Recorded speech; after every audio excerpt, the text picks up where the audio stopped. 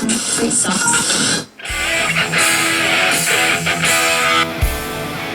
Test 1 2 3. Test 1 2 3. We're good to go.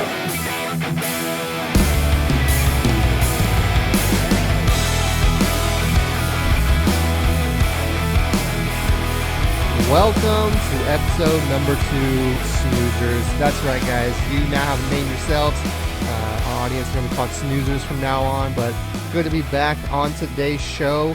We got our Snoozing On segment, talking some UIL TAPPS news, some Texas 7-on-7 drama, Adams to the Cowboys, and finally, is it bye-bye San Antonio Spurs? But before we get on to all those topics, got to bring in my main man, Thomas. Thomas, how are you doing today?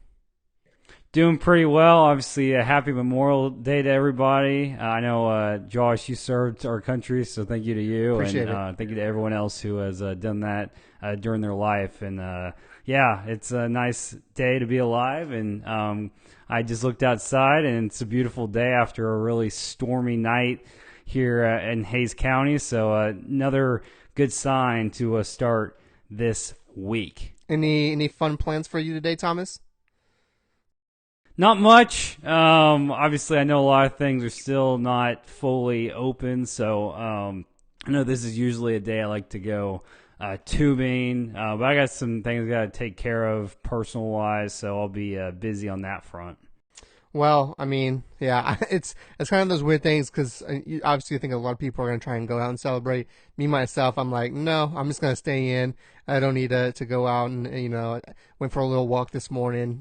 That's good enough for me to be outdoors. So just going to, sit back and relax today. I'd forgotten today was a holiday. I came back from my walk and I was just like, to my fiance, I was like, why aren't you working? She's like, it's Memorial Day. I'm like, oh yeah, this quarantine has kind of put me in a weird state of knowing what day it is sometimes. So yeah, I definitely lose track of days sometimes. I just obviously got reminded of the holiday a couple of days ago by somebody, so that's why I actually was able to look out for it. Well, let's move on to our first segment of the day, which is what we've been snoozing on. Thomas, what have people, for you, in your opinion, what have people been snoozing on?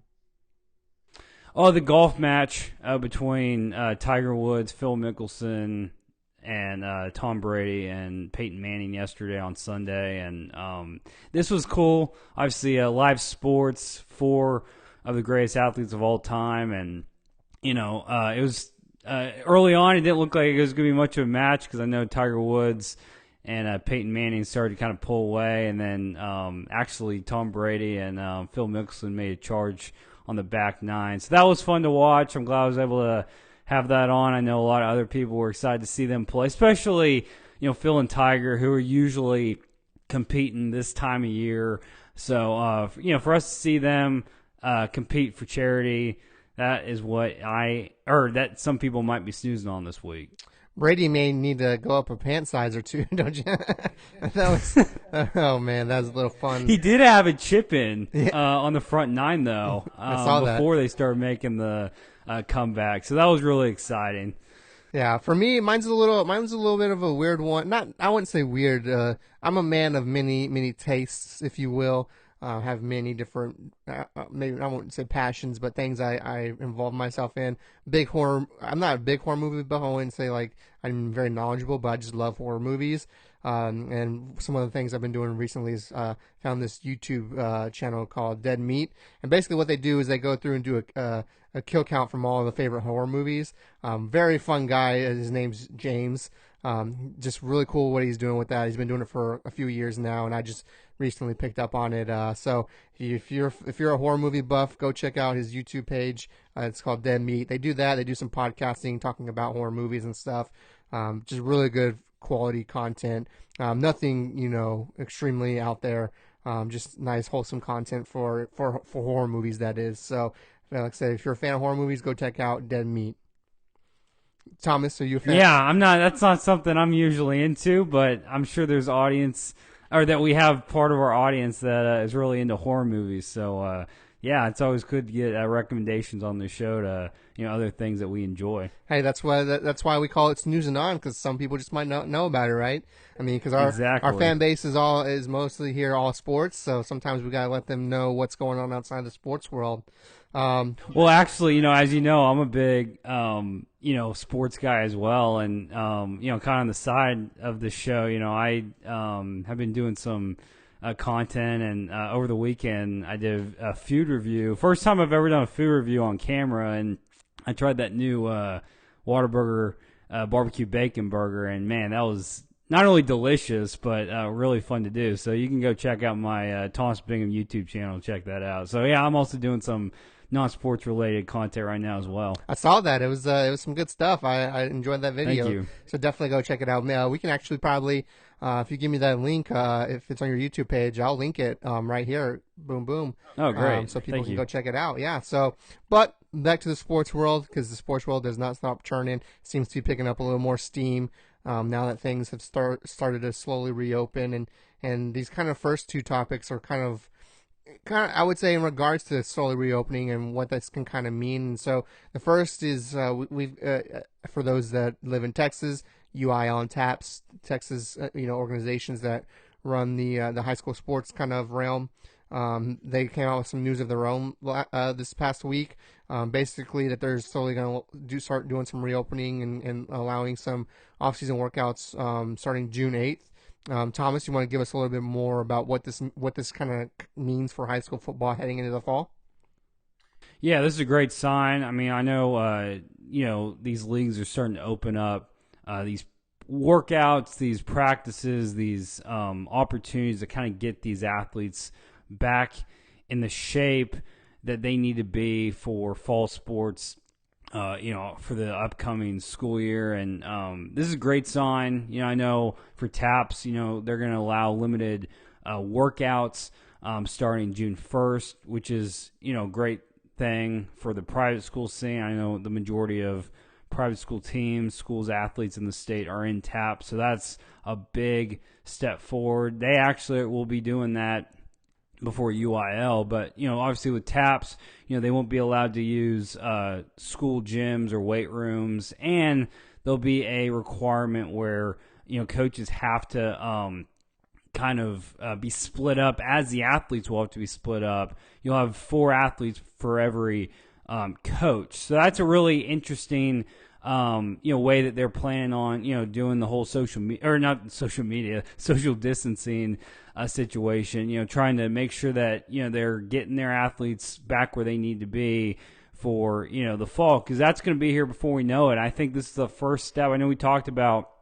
the league in Louisiana last week and how that influenced Texas, and I did say that I thought that announcement would affect Texas, but I didn't think it was going to come as quickly as it did. So that's a great sign for the state's high school athletes and schools and programs and all that, coaches, that we could definitely see some sports this fall.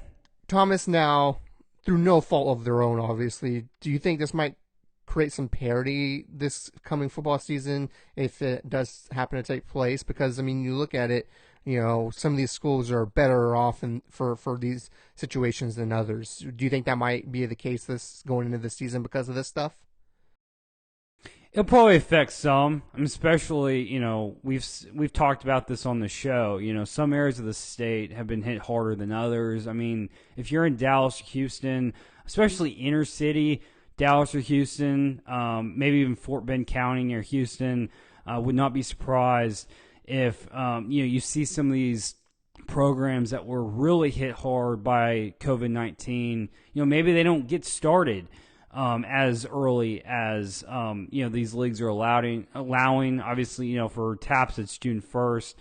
For strength and conditioning for UIL it's June 8th. You might see a delay for some of these programs. But I think if you're out in the country or one of these areas that weren't hit as hard, they may get an early edge. But I think by the time, everyone has hit, fall ball, once they're doing, scrimmages and getting ready for the season, I think there is still, a significant, amount of time for these programs. I would say if there is parity, it's going to be probably a slim margin, just because we still have a couple months to get to where all these athletes and programs and coaches need to be for fall sports. So there probably is going to be a little bit, especially for those inner city programs in Houston and Dallas. But I think, eventually you'll get, everybody on board, and they'll be able to start, getting all their athletes prepared for the seasons ahead. How about this? And maybe this could potentially level that playing field of that parity we just talked about. And I've seen nothing about this. I just kind of thought of this on my head.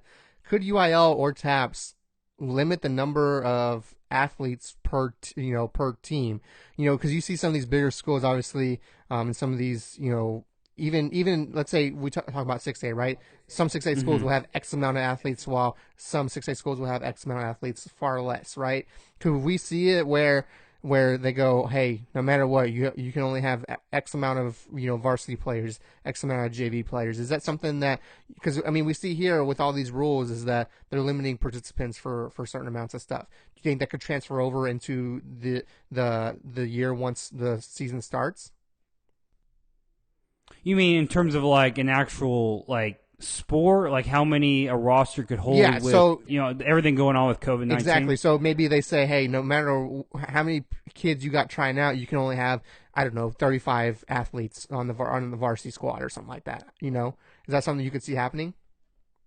Possibly. I didn't think about that, but obviously, I know everyone at this point's trying to resume things safely, and especially for football. The amount of bodies that some of these 6A programs will hold is really a remarkable number on a regular basis. And so maybe instead of them allowing 6A to have as many as they have, or even like certain classifications, you can only have this amount if you're 5A D1 or 4A D2.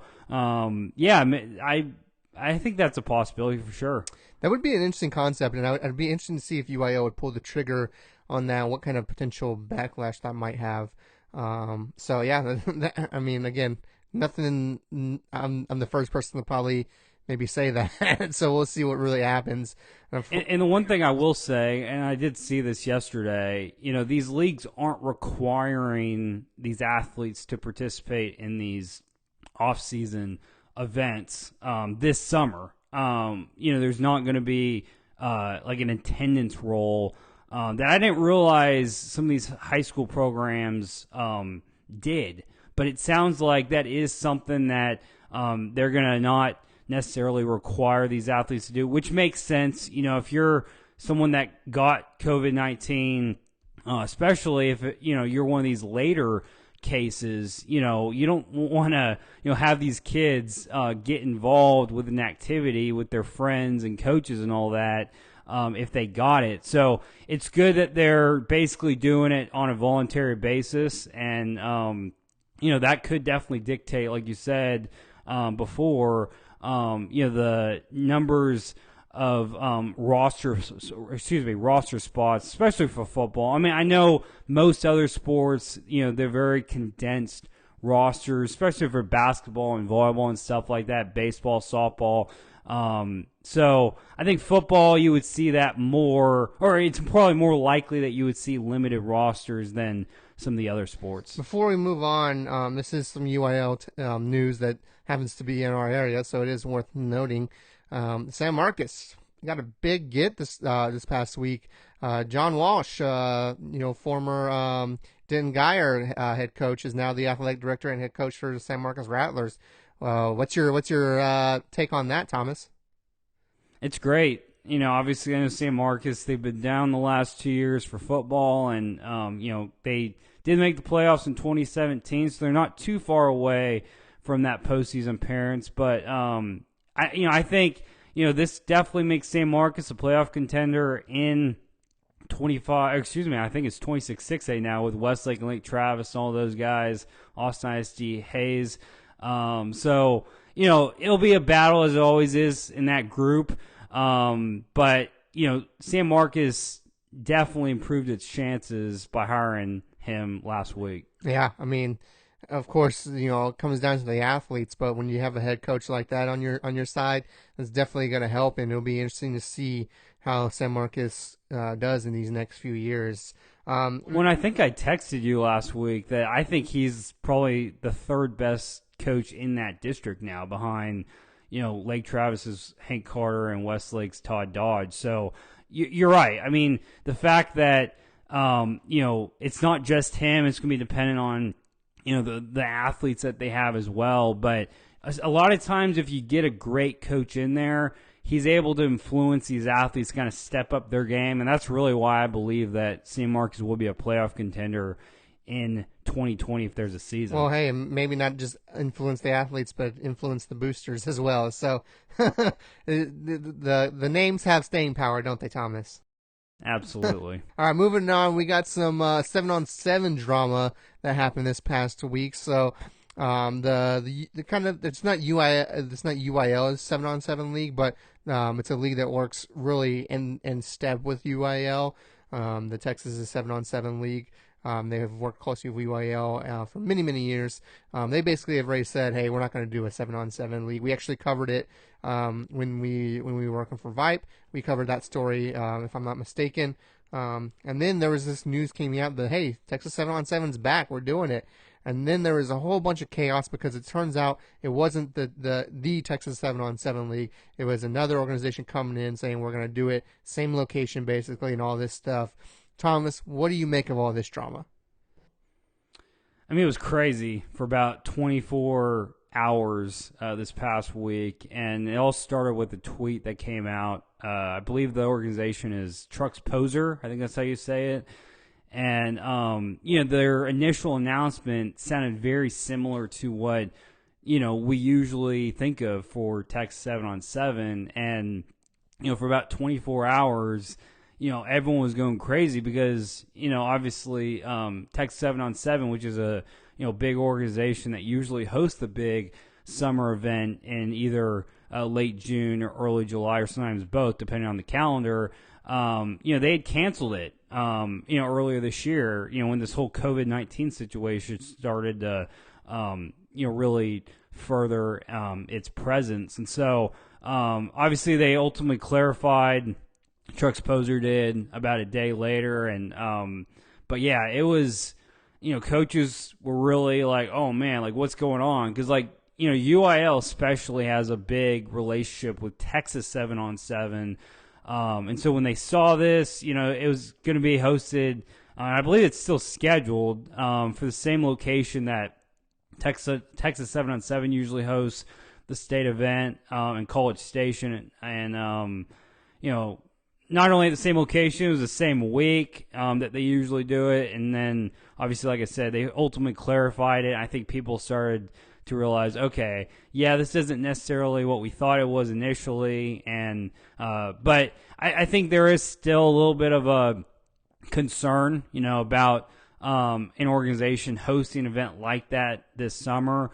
Just, the fact that so many people go to it. And so it'll be interesting to see what happens if, one, they still host it, but two, if they do host it, how many high school teams actually show up, or will it be more kind of like club teams? Will you get groups from one school, or groups of athletes from one school and groups from another that kind of make up these different teams? Because I have also seen that high school athletes on Twitter are excited about this. I'm sure some of them, they're just craving competition at this point.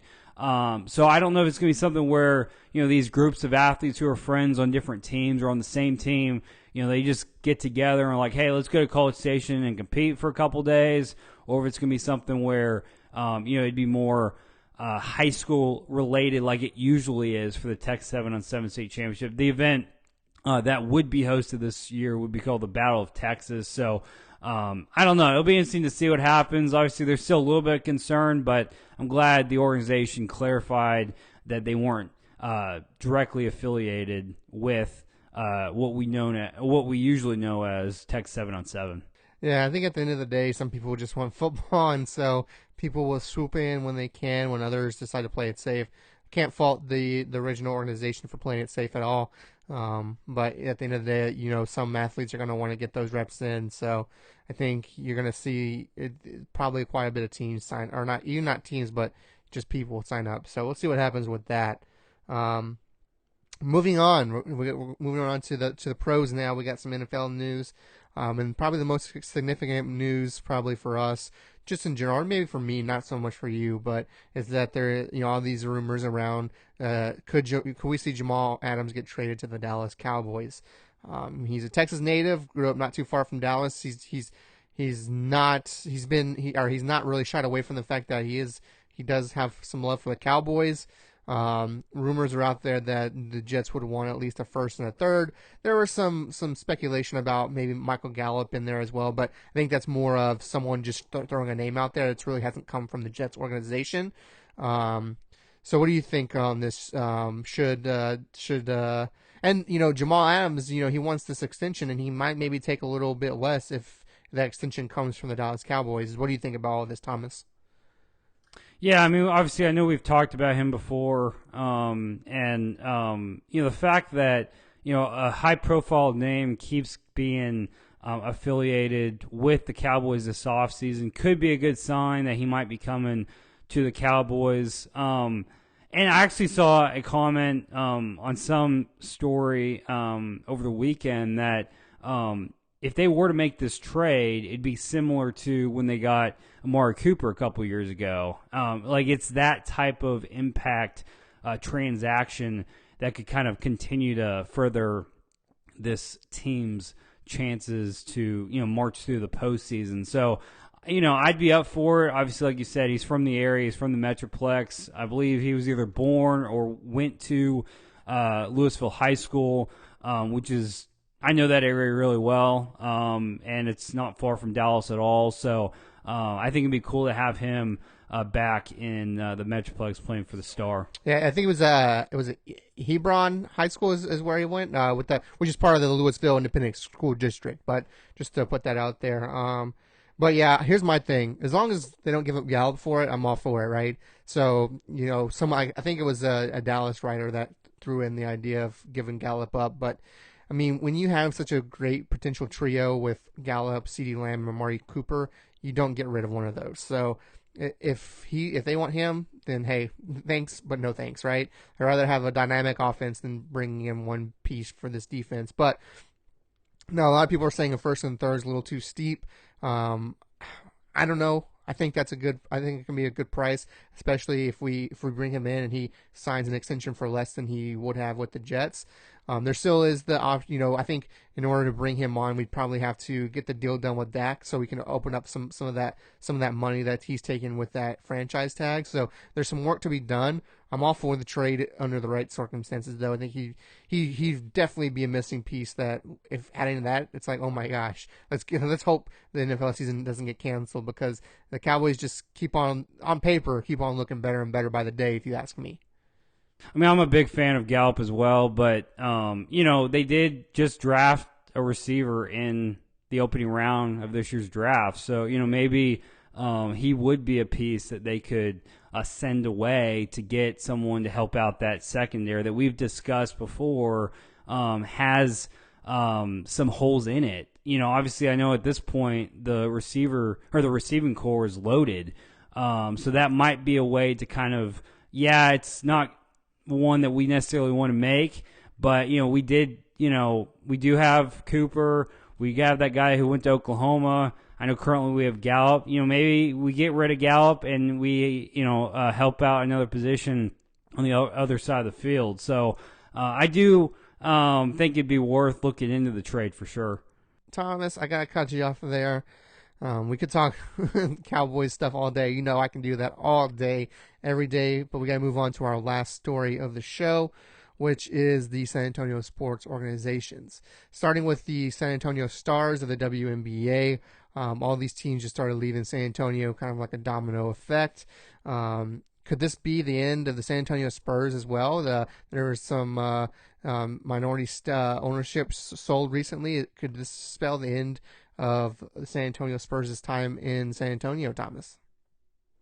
I mean, it's definitely concerning because, I mean, the Spurs owned not only the Stars, but the AHL's Rampage, who are also going to Las Vegas, who, just had their tenure in San Antonio conclude about a week ago, when the AHL officially canceled the rest of the season. Obviously you got another program that wasn't necessarily affiliated with the Spurs ownership group, the San Antonio Commanders of the AAF last year. So 3 teams lost in 3 years. Obviously, it's not a great sign. In terms of the Spurs, Missions, San Antonio FC, I think my concern level at this point is probably like a 30%. Just because, obviously all those teams that were lost were non-major professional sports teams, and two of the 3 that are left have been in the city for decades, or in the Missions case, a century. Spurs have been around in San Antonio since, I believe, 73, and then the Missions kind of franchise history started in 1883. So the good thing is both of them are still around. I know on April 30th, the Spurs did sell a minority ownership sale for their franchise, which, obviously was another kind of concern that, hey, maybe they're also headed to Vegas, because I know Vegas has been trying to get a NBA team for a while now, especially after they hosted that All-Star game about, decade and a half ago. They have been starting to kind of improve their sports scene. Obviously they have the Raiders now. They have a hockey team now. Obviously we've talked about the WNBA and the AHL now going over there. And, with that connection between San Antonio and Vegas, obviously that's not a great one. But it is only a minority ownership sale or share of it, I guess you could say. They have come out and said that, they do anticipate the Spurs staying in San Antonio. And I think, at this point, the city needs to do whatever they can to maintain both the Spurs and Missions, because they have such a long history in the city. I think, especially the Spurs, it'd be heartbreaking to San Antonio and South Texas if they were to go away, since they are the only major pro sports team in the city's history. So, I think at this point, it's a concern. 3 lost teams in 3 years. And also, you cannot forget about the fact that the Missions, as long as they've been around, they were told when they moved from AA to AAA last year that they had to build a new stadium, and there's been no progress on that. No plan in place, obviously no groundbreaking. So I don't know what's going to happen with that. My guess is, even if, a year from now, if nothing's changed, minor league baseball or the Pacific Coast League, which is the league that the Missions are currently in, if they come back and are like, hey, you haven't done what you said you would do, my guess is you wouldn't lose them, to another city. My guess is they'd probably drop back down to the Texas League in AA. And then you got San Antonio FC, which, they've been around for a couple of years. They are the only remaining other professional sports franchise that is owned by the Spurs ownership group. We'll see what happens with them. Maybe they get lost to another city. To me, probably not, since soccer is such a big sport in South Texas. But it's definitely a possibility at this point. And like I said before, it's all about just doing what you can to keep the rest of your teams in the city, because if you just start dropping more and more, if you get down to where it's just the Spurs, they probably won't have the